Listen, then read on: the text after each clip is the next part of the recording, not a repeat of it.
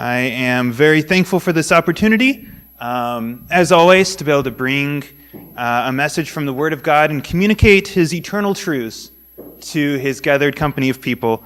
And so this is such a privilege and such a wonderful thing, so I thank you for the opportunity.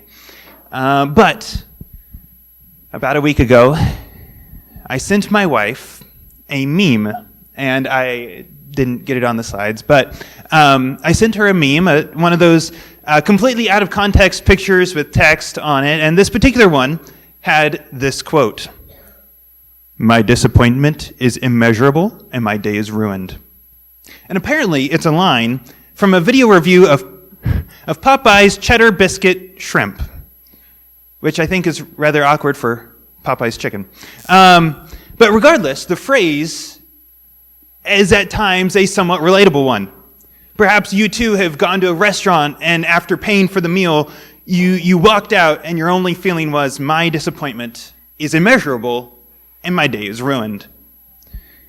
And while I was thinking about that phrase and food, because I think about food a lot, I remembered another common experience that could possibly have left you also disappointed. Have you ever walked over to a vending machine, put in your money, and nothing came out? That is not a very fun experience. And perhaps at that point you wait and you wait and you wait and nothing happens, and congratulations, you just wasted your money. And either through mechanical error or something just getting stuck, you put in your money and nothing came out. And when that happened, of course, it's followed immediately by that sinking feeling of disappointment and disillusionment. And perhaps you thought about giving up on that vending machine or kicking the vending machine or tipping it over or any of those things that would immediately call security on you. You did what you were supposed to do, and now it must always give back in return, and if it won't, you're not interested. If it's not going to give you what you're demanding of it, you don't care. Now that's understandable, that's normal, that's true. And if the vending machine doesn't give us what we want, perhaps we kick it, we yell at it, I understand the feeling, but some things cannot be treated like a vending machine. In our reading today, we'll see the phrase, "This is the second sign that Jesus did in Cana." A couple of weeks ago, we saw that first sign, that first really big, major, special miracle, turning the water into wine at the marriage in Cana of Galilee. Now Jesus is returning to that same city, Cana, and doing another miracle, another notable sign. And so far in the Gospel of John, Jesus hasn't done very many miracles. He apparently did a few while he was in Jerusalem, but he hasn't performed that many miracles or healings or special divine actions, and that's about to change.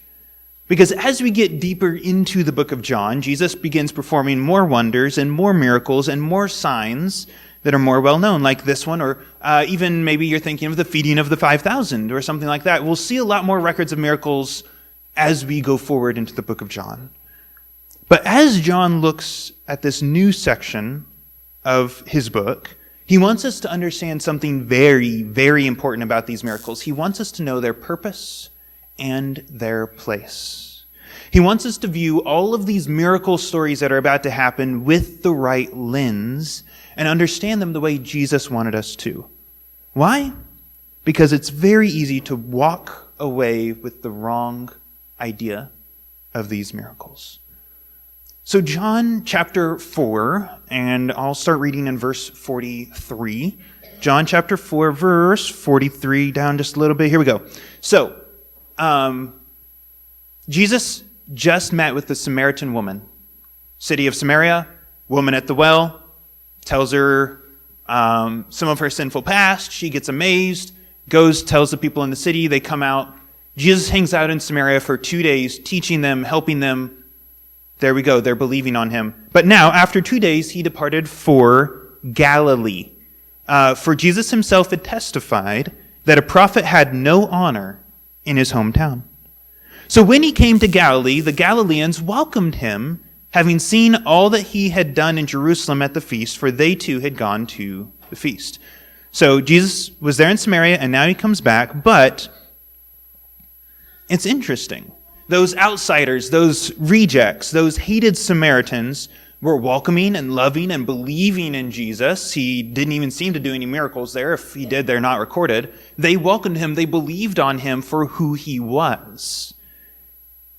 But then that begs the questions. If the outsiders saw who Jesus was and embraced him, even without miracles, what about Jesus' own people, his countrymen, the Jews? What are they going to do? Well, even as he's leaving Samaria, Jesus utters verse 44. It kind of sets a dark cloud over things, for Jesus himself had testified that a prophet had no honor in his own hometown. So why would he speak about having no honor, no prestige, no fame in his own country, only a couple verses later to be welcomed by the Galileans? What's going on? We're about to find out. Next couple of verses, verse 46. So he came again to Cana in Galilee. This is where the wedding was. So these people know that Jesus is capable of miracles. He comes to Cana in Galilee, where he had made the water wine. And at Capernaum, so a city a little ways away, there was an official whose son was ill. When this man heard that Jesus had come from Judea to Galilee, he, the guy in Capernaum, went to him and asked him to come down and heal his son, for he was at the point of death. So Jesus said to him, it's very important, unless you, or even the King James might have ye, he's talking about the whole crowd here, not just this official, unless you see signs and wonders, you will not believe. The official said to him, Sir, come down before my child dies. And Jesus said to him, Go, your son will live. The man believed the word that Jesus spoke to him and went on his way. So, obviously, this sickness was not just a summer cold or a little sniffle. The official's son is dying, and nothing else has worked to cure him. The official is out of options and nearly out of hope, and even though Jesus hasn't done a lot of miracles, the official trusts that Jesus can help here. The guy strikes out. He goes to see Jesus can do anything to help his boy, and he finds Jesus and asks him to come back, and Jesus replies very cryptically, very oddly. One of my professors in college, Sam Davison, incredible man, explained it like this. In essence, Jesus is saying, you would have no interest in me if not for the miracles and wonders. No miracles, no belief. Sir, if I were to refuse to act and let your son die, would you believe in me? That is quite a challenge. That is quite a challenge that he has thrown down there, not just at the official, but at all the Israelites, all his countrymen around him. He's saying, you are flocking to me because I'm doing all these miracles and wonders. If I stopped, would you still believe in me? Ooh. Jesus is far, far more concerned about people's belief in him than in their desire to be healed by him. The danger he's warning against is that we might come to Jesus for his blessings, for his miracles, for his wonders, and not for him. Sam Davison continued and he said this, alleviation of pain and grief is not Jesus' greatest mission. To forgive sin and save the lost was and is his primary concern. This is why Jesus could at first be welcomed into Galilee and then truly be rejected by them. He was warning his disciples that a little time would show that he would really be rejected. Even though he was at first embraced, there was no lasting honor for him, and eventually the crowds of his own countrymen would call for his crucifixion. They wanted his miracles, they wanted his benefits, but forgot to value him. They forgot who their belief was in.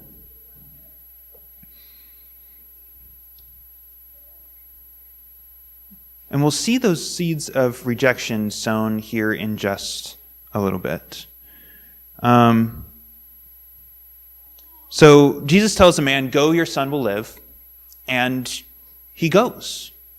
So the man kind of steps up to the challenge and says, okay, you're not going to show me a miracle, but you've told me there's a miracle. I'm going to trust you. I'm going to believe in you. I'm leaving. He leaves, and here's what happens. As he was going down, his servants met him and told him that his son was recovering. So he asked them the hour that he began to get better. And they said, yesterday at the 7th hour, the fever left him. The father knew that that was the hour when Jesus had said to him, your son would live. And he himself believed, and all his household.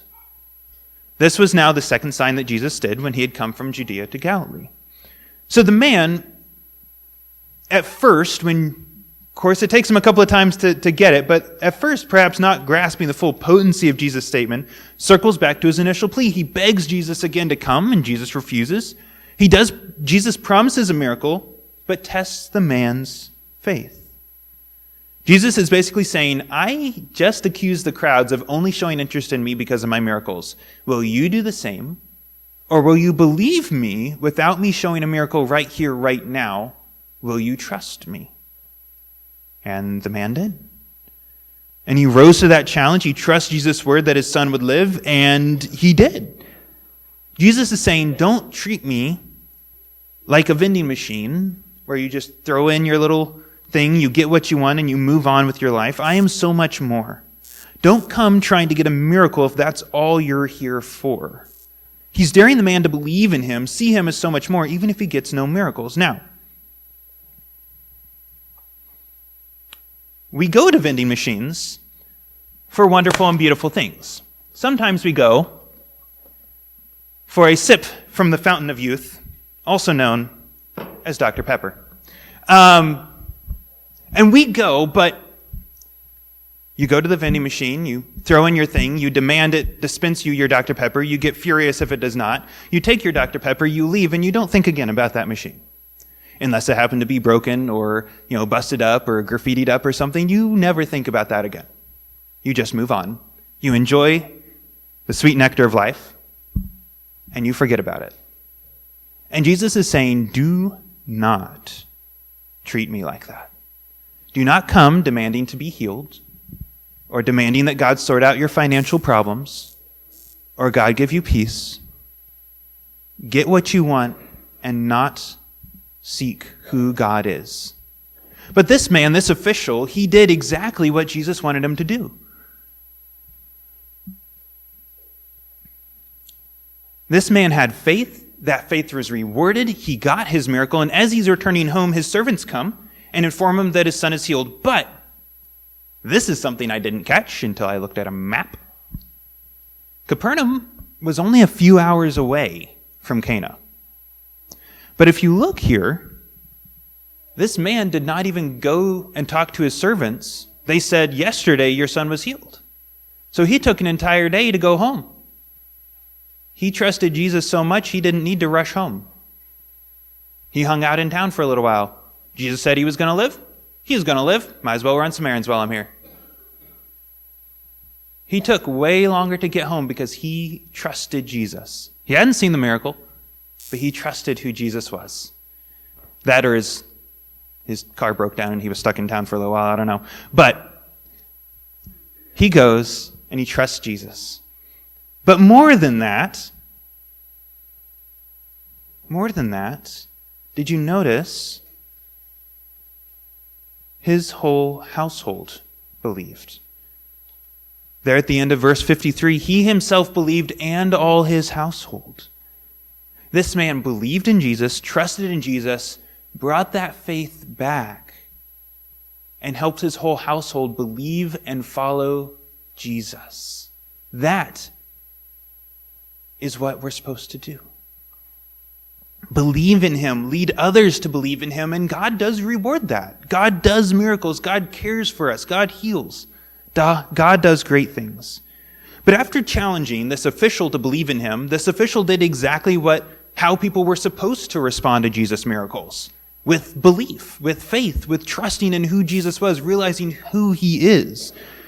But after challenging the official to believe in him, Jesus now journeys to Jerusalem and once more prepares for a third major miracle of the book. Jesus has come to town now for one of the religious feasts, and among the crowds he spots a man in great need. So, chapter 5. After this, there was a feast of the Jews, and Jesus went up to Jerusalem. There were kind of 3 feasts within the Jewish calendar where they were supposed to go up and worship at Jerusalem. This is one of those. Now, there was in Jerusalem by the sheep gate in a pool, in Aramaic called Bethesda, which has 5 roofed colonnades. In these lay a multitude of invalids, blind, lame, paralyzed, all these people that are sick, that are hurting, that are in need. One man was there who had been an invalid for 38 years. That's a long time to be sick. When Jesus saw him laying there and knew that he had already been there a long time, he said to him, "Do you want to be healed?" The sick man answered, "Sir, I have no one to put me in the pool when the water is stirred up, and while I am going, another steps down before me." And Jesus said to him, "Get up, take up your bed, and walk." And at once the man was healed, and he took up his bed and walked. So Jesus is coming into Jerusalem, and he comes in by the sheep gate. There's a public pool there, some structures for some shade, and hanging out in that shade are a great many sick people. While it's natural to want to get a break from the sun, there's a very different reason they are here. And the reason is very interesting. If you've got like a King James or New King James, it'll kind of be in the text. There is marked verse 4. If you have a different Bible translation, it might be in a footnote. But there's this idea, and I'll kind of read how it shows up in the King James. There's this idea that they were by this pool for a very specific reason. So John 5:4 in the King James would say this, "For an angel went down at a certain season into the pool and troubled the water. And whoever was first after the troubling of the water stepped in and was made whole of whatever disease he had." So, they're hanging out by the pool. And who knows how regularly? Who knows the last time this happened? But at some point, an angel went down, caused a bunch of bubbles, and whoever jumped in first was supposed to get healed. That's fascinating. Not very helpful for a lame man who can't get in the pool, but quite fascinating. William Barclay said this, to us, this feels like mere superstition. But it was the kind of belief that was spread all over the world in ancient days and which still exists in certain places. People believed in all kinds of spirits and demons and angels. The air was thick with them. They had their abodes in certain places. Every tree, every river, every stream, every hill, every pool had its resident spirit. Like we are so disconnected from the spiritual realm and so materialistic that it's hard for us to imagine that this would feel perfectly natural for them. Of course angels do good things. Of course demons do bad things. Of course they're in this world, and sometimes, at God's command, an angel might heal people. And that's perfectly normal for them to understand. But apparently, this particular angel occasionally stirred the waters, healed the first one who jumped in. Why? We don't know. How often? We don't know. When did it start? We don't know. When did it end? We don't know. There's a bunch we don't know. But after exhausting every other kind of healing, many gathered near these waters, hoping for that tiniest, slimmest chance of being the first one to notice when the water was stirred and being the first one to get in.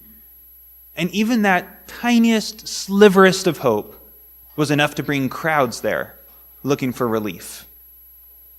But for a lame man, there was a problem. He couldn't walk. There was absolutely no way he would get from where he was to the pool and into the water before somebody else would.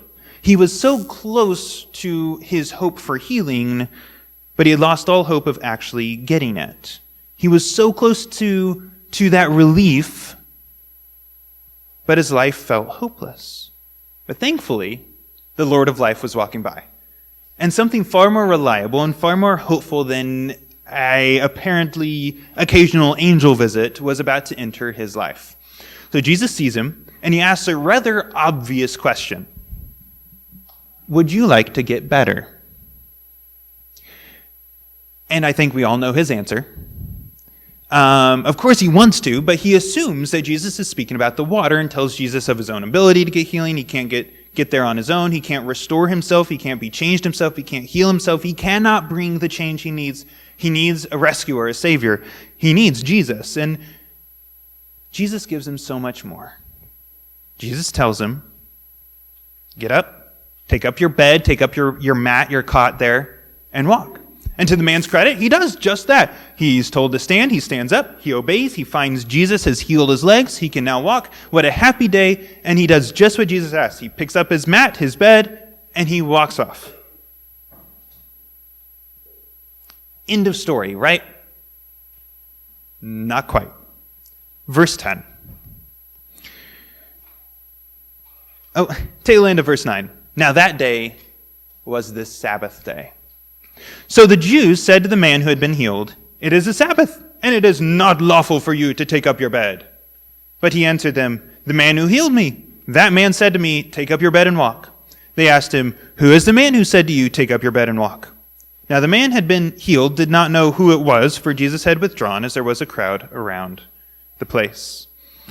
Now, what Jesus did here was super controversial. He healed somebody and told him to pick up his bed and bring it around on the Sabbath day. Basically, how we would often think of our Sundays. So, similar to many of the, unfortunately, long repealed blue laws in the U.S., the Jews had a lot of laws in place governing what was appropriate behavior on the Lord's day. In U.S. history, different Sabbath laws, or blue laws they were called for some reason, had forbidden businesses from opening on Sunday or certain actions from opening. In fact, some states still bar car dealerships from opening on Sunday, and that's just about the only, or sometimes sale of alcohol on Sundays, that's just about the only leftover that American history would have of this idea. But in ancient Israel, the Pharisees had developed a very strict tradition around the Sabbath day that involved far more than just closing your workplace.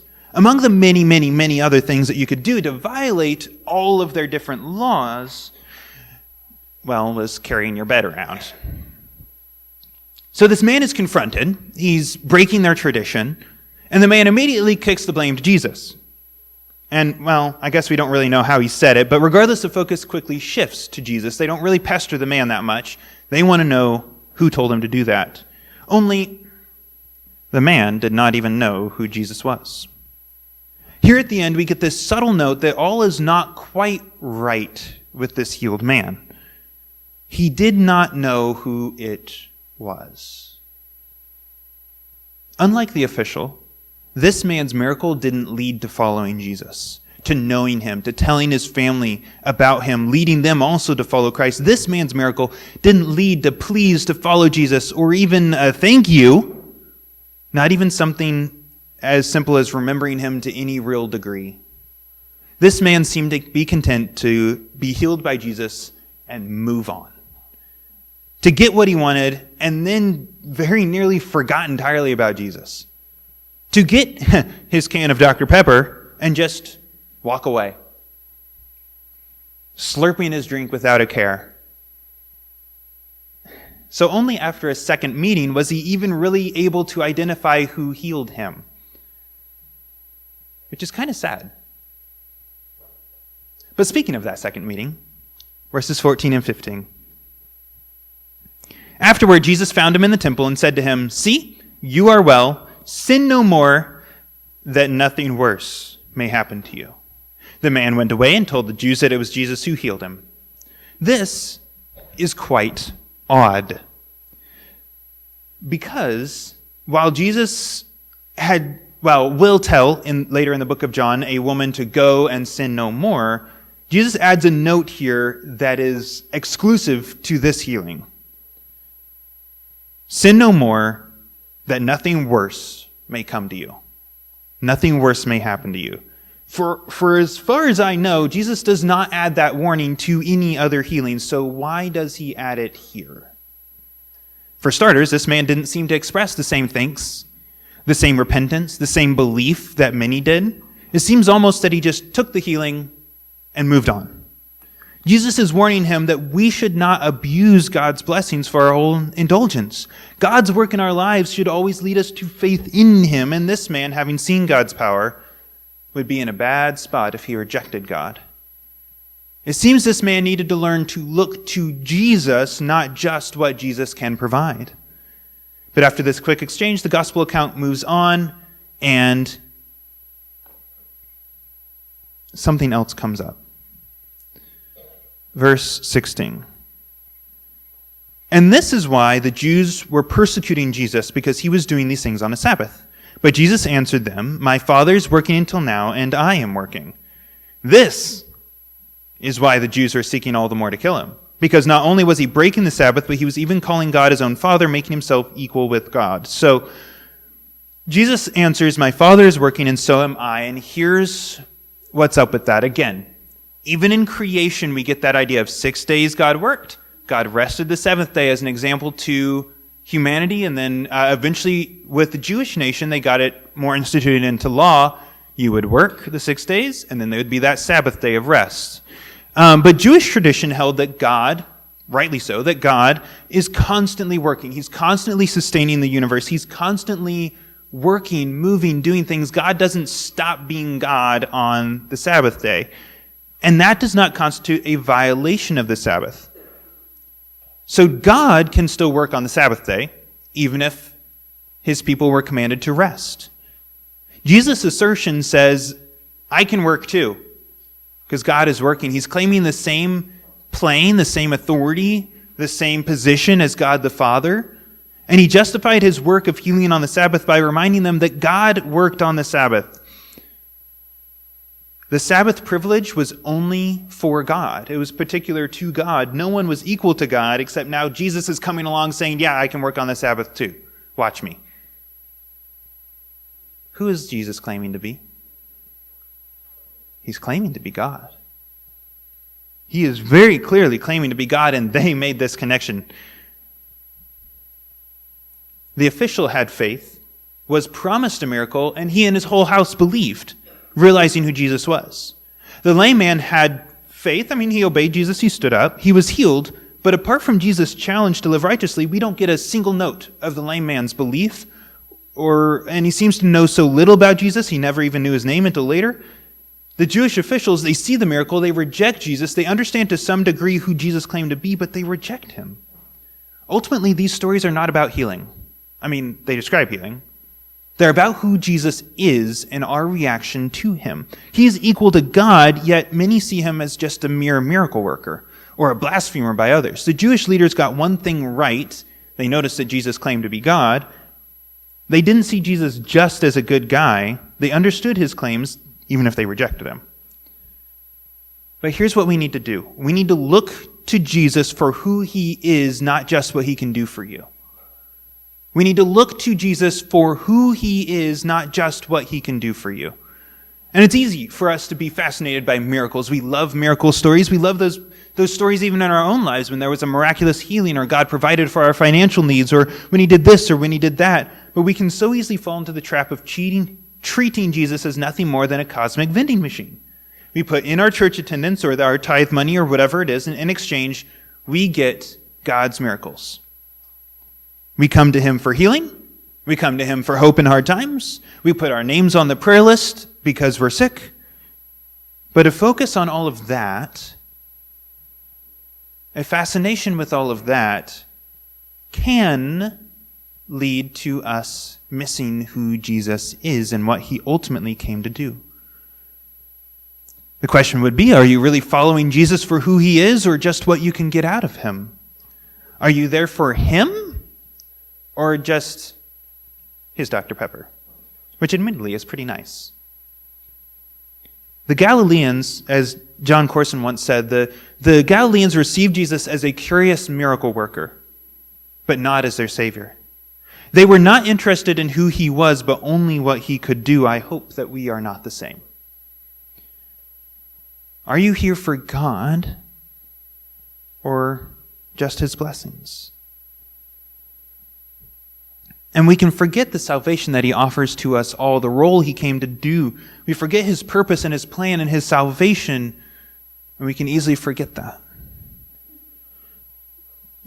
Charles Spurgeon wrote this: "It was but a scanty power that was left to the troubled water." So he's referring back to that pool of Bethesda. "But it was quite enough, if only 1 in 1,000 was healed, to bring a crowd of people to wait around the pool. If only one person in a year were saved, I should not wonder if you thronged the place to hear the gospel that saved him. But your privilege is so much greater. Hear all who come, If they will hear and believe, shall find healing. It is not the first only, but even unto the last who shall step into the pool that shall be healed. We can easily miss who Jesus is, the provider of salvation hope, and instead become disillusioned when he doesn't work in some or the other way in our lives. We've been going through the book of Job in Sunday school, and it very much touches on these topics because Satan challenged God and said, the only reason Job worships you is because you have made him safe and you have made him prosperous and you've given him a big family, and if you took that away, he would curse you. And God said, okay, give it a shot. And he did. Satan came and he took his kids and his wealth and his fame and his reputation and all of it, and Job stayed faithful.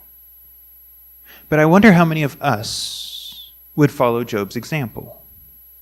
I wonder how many of us love God for who he is, even if he took away those things that he has blessed us with.